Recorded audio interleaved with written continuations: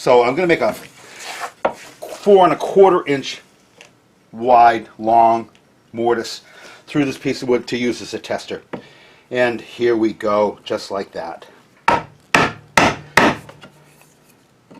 And we use the old staircase technique, right? No problems at all here because this is plenty long enough for me to get halfway through. I don't have to work very hard at it. Sash makers have it really hard because their pieces of wood are, well, they're not very big, they're not very wide. Cutting 1/2 inch mortises or 5/8 mortises in some of their pieces must be really hard. Sash makers had a different kind of mortise and chisel. Wasn't much different. I mean, I'm not jealous. It was actually slimmer. Story of my life.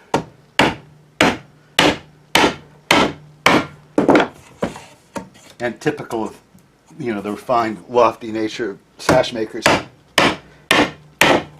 They generally had prettier handles. They were just finer, fancier, made for hands that were a little less rough.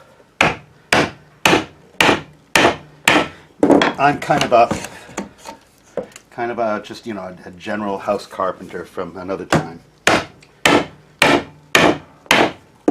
Oh, I think I'm through. I'd already chopped half of this from the other side, and I think I'm through.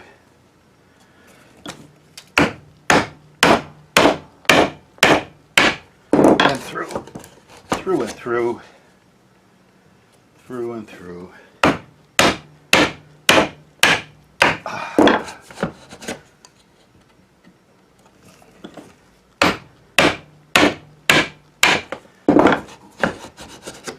Two more on this side, and then I can come back, you know, on that set of stairs that I was cutting. And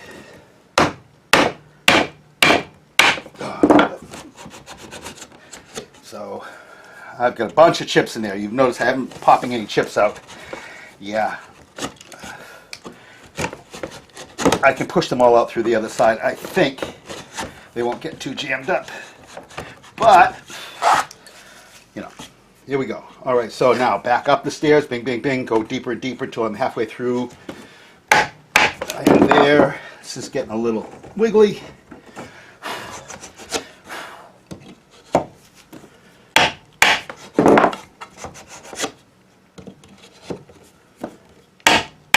Yeah.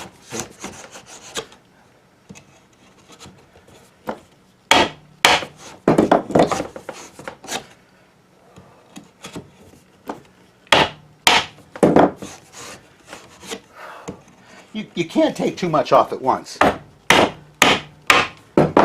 You get less slicing and more blowout, prying, snapping. Some snapping is, you know, in the wrong direction. Anything that pries that way right now would be tragic for this mortise. But this has only got a wedge shape in one direction. The rest of this chisel is just as parallel as a tool maker could make it.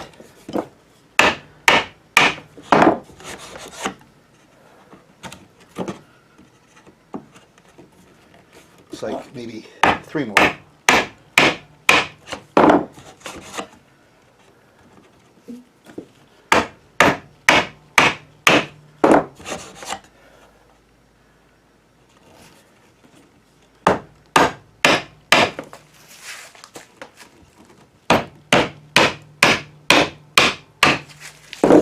There we go. Now, I'll just hang this over the edge and see what I can do.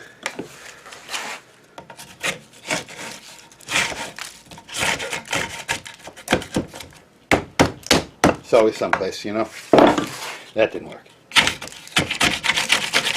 All right. So, there you have that. I'm assuming you can see that, right? Anyway, so there it is, chopped. And inside it, you know, looks just like that other one. It's It's clean because everything was sort of split out and the grain runs pretty straight. That's why you're sort of selective when it comes to picking the materials that you're working with, so that they behave in a normal, predictable manner. Anyway, so there's a sample mortise. I've got a couple more to do. 12. So I'll be on that. What's tough is a little teeny chippy shavings, chunks that you blow out, get all over the floor. I'm probably going to have to be sweeping because it's awful to walk on them. Anyway, let me show you. Sash maker's mortise chisel. All right, and now, so this right here, this is a pig sticker. It's shorter than normal, but they're all big like this. This right here is a early 19th century sash maker's mortise chisel. It's really finely tapered, nicely tapered. It's a 1/4 inch. This is a 5/16. This is a 1/4. But a nice long taper, nice handle to it, very pretty little tool. And this is a 20th century sash maker's mortise chisel. It's same 5/8 that this one is. I have a 1/4 and a 5/8. I put a ferrule on this. They frequently come without them. I put this ferrule on when I was down in DC. Anyway, that this right here, fairly, nowhere near the thickness, nowhere near the sense of oomph, but get the job done. Nice little tools, pretty things. Anyway, let's get to work.